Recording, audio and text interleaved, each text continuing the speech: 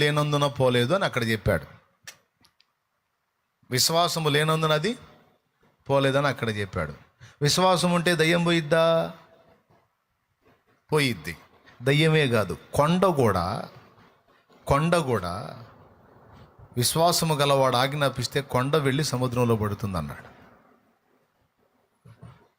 కొండే వెళ్ళి సముద్రంలో పడ్డప్పుడు దయ్యం పోదా? పోయిద్ది.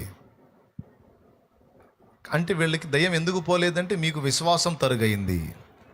విశ్వాసం ఎందుకు తరుగైందంటే చెప్తున్నాడు, ప్రార్థన లేమి వలన. అది ఏమన్నా అర్థమైందా?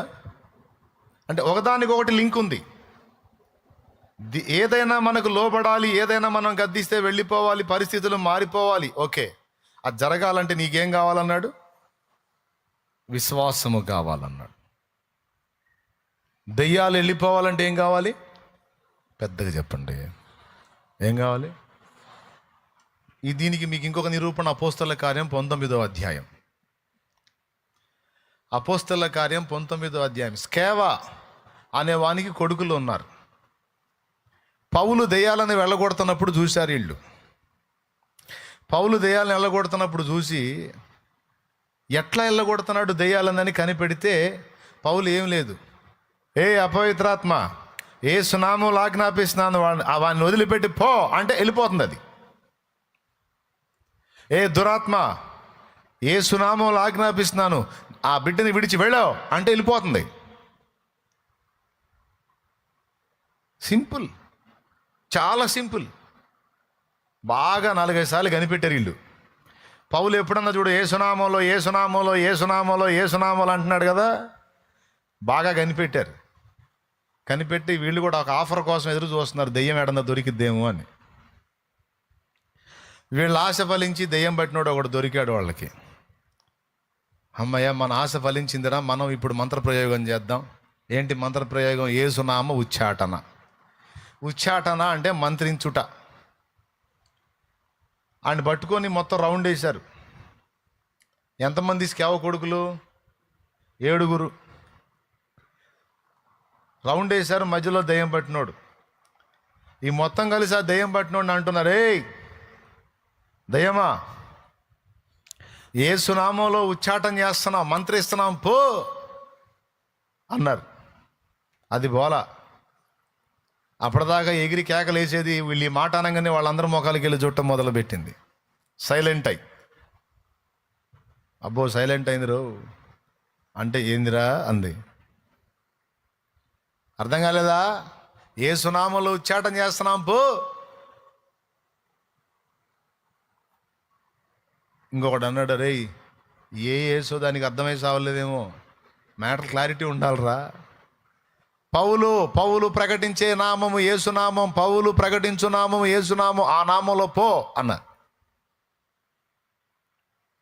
ఇక అది గంతులేసి 2 పట్టుకుంది. 7 మీద ఎగబడితే 5 పరారు. 2 చిక్కారు, 2 చేతులకి 2 చిక్కినట్టు ఉన్నారు. దాన్ని బైబుల్లో రాసుంది, కావాలంటే ఇంట్రెస్ట్ ఉంటే ఇంటికి పోయి చదువుకోండి. అపోస్తల కార్యం 19వ అధ్యాయం. బట్టలు ఊడిన దాకా దాన్ని ఉంది. ఆ దయ్యము పట్టిన వాడు ఎగిరి వారి మీద పడి వారిలో 2 లొంగదీసి గెలిచినందుచేత వారు దిగంబరులై గాయము తగిలి ఆ ఇంట నుండి పారిపోయిరి. వీళ్ళు చూడు, అసలు దెయ్యం పట్టిన ఏకంగా ఇంట్లో తెచ్చుకున్నారు. ప్రయోగం చేద్దాం తన్నులు తినటానికి. దిగంబరులై అంటే ఏందో తెలుసా? ఒంటి మీద నూలు పోగు లేకుండా పరిగెత్తారు. అంటే వాళ్ళ వస్త్రాలన్నీ చించి గందరగోళం చేస్తే దిగంబరులై పారిపోయారు, గాయాలు పాలై. అంటే అంత పచ్చడయ్యేటట్టు దన్నింది ఆ దయ్యం. 2 దన్నింది. పౌలు ఆజ్ఞాపిస్తే పారిపోయింది, యేసయ్య ఆజ్ఞాపిస్తే పారిపోయింది. ఇంత మాట కూడా అడ్డు చెప్పలా, ఎదురు తిరగల. ఏయ్ ఓ యేసు నామంలో అంటే వెళ్ళిపోయింది. మరి అదే నామాన్ని వీళ్ళు ఉపయోగించి ఇల్లు దన్నులు తిన్నారేంది? అంటే పౌలుకు ఉన్నదేదో వీళ్ళకి లేదు. ఏమిటంటే యేసు నామమందలి విశ్వాసము. పౌలులో ఉన్న విశ్వాసం వీళ్ళలో లేదు. ఆ విశ్వాసం లేదన్న సంగతి దయ్యానికి తెలుసు. ఆ దయ్యమే చెప్పిద్ది, ఏందిరా ఏంది అంది. అదే యేసునామం పౌలు ఉచ్చాటన చేస్తున్నాడు, ఆ నామం యేసునామం అంటే, ఒరే పౌలు ఎవరో తెలుసు, యేసు ఎవరో తెలుసు, యేసు దైవ కుమారుడు, పౌలు ఆయన భక్తుడు, వీళ్ళిద్దరూ మాకు తెలుసు, మా హిట్ లిస్ట్లో ఉన్నారు వీళ్ళు. మీరెవర్రా అసలు మీతో ఏ పరిచయం లేదు. ఎందుకని? వీళ్ళు దేవుని సంబంధులు కాదు, క్రీస్తు రక్తంలో కడగబడలేదు, ప్రభువునందలి విశ్వాసం ఉంచలేదు, యేసు నామం ఒక మంత్రం అనుకున్నారు. అందుకే ఒళ్ళు పచ్చడైన దాకా తన్నులు తిని దిగంబర్లుగా పారిపోవాల్సి వచ్చింది. అంటే పౌలులో ఉన్నదేదో వీళ్ళలో లేదు. ఏమిటది? నామం అదే కావచ్చు, కానీ ఆ నామం అందరి విశ్వాసము లేకపోతే దయ్యానికి తెలిసిపోయిద్ది. ఇప్పుడు ఆ దయ్యం లొంగాలంటే ఏం కావాలి? పెద్దగా చెప్పండి. స్వస్థత కలగాలంటే ఏం కావాలి? ఆత్మకు రక్షణ కలగాలంటే ఏం కావాలి? 3. 4వది, లోకమును జయించిన విజయం ఏమిటి? దేవునికి ఇష్టడై ఉండాలంటే,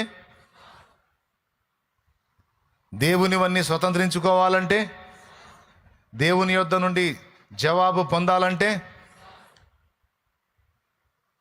నువ్వు ఏదన్నా చెప్పి ఆడికే రావాలి. ఆడికి రావాలి? విశ్వాసం అనే దగ్గరికి, ఆ పాయింట్ దగ్గరికే రావాలి. అంటే విశ్వాసం అంత ప్రాముఖ్యమైంది. నీళ్ళ మీద నడవాలంటే ఏం కావాలి? సముద్రం పాయలవ్వాలంటే ఏం కావాలి? ఆకాశం నుండి అగ్ని కురవాలంటే ఏం కావాలి? బండ నుండి జలం రావాలంటే ఏం కావాలి? జరిగిందంతా విశ్వాసాన్ని బట్టే. విశ్వాసమును బట్టి వారు సముద్రములో నడిచిపోయిరి, మేఘము కింద నడిచిరి, ఆత్మ సంబంధమైన బండల్లోనిది త్రాగిరి. విశ్వాసమును బట్టి. అన్నిటికీ విశ్వాసం అంత కీలకం. అర్థమైందిగా? విశ్వాసం అంత కీలకము. ఈ విశ్వాసాన్ని మనలో స్థిరపరిచి అభివృద్ధి చేసేది, గ్రోత్ చేసేది ప్రార్థన. అది ప్రభువు నేర్పింది. ఏమైనా అర్థమైందా? ఏంటిది అది? ప్రార్థన. ప్రార్థన చేయుట ద్వారా ఏమేమి జరిగిద్ది అంటే విశ్వాసము బలాభివృద్ధి పొందిద్ది. అందుకే వాడు శత్రువైన సాతాను మన ప్రార్థనా జీవితాన్ని దెబ్బకొడతాడు ఎక్కువ. అది ఏమైనా అర్థమవుతుందా నేను చెప్పేది? దేని దెబ్బ కొడతాడు? దేనికి లేనంత శోధన ప్రార్థనా జీవితానికి ఉంటుంది బిడ్డలారా. ప్రార్థన లైన్లో ఉంటే విశ్వాసం ఎదుగుతూ ఉంటుంది. మొక్కకి నీళ్లు పోసామనుకో ఎదుగుతూ ఉంటుంది. మన విశ్వాసం అనే మొక్కకి నీరు లాంటిదే ప్రార్థన.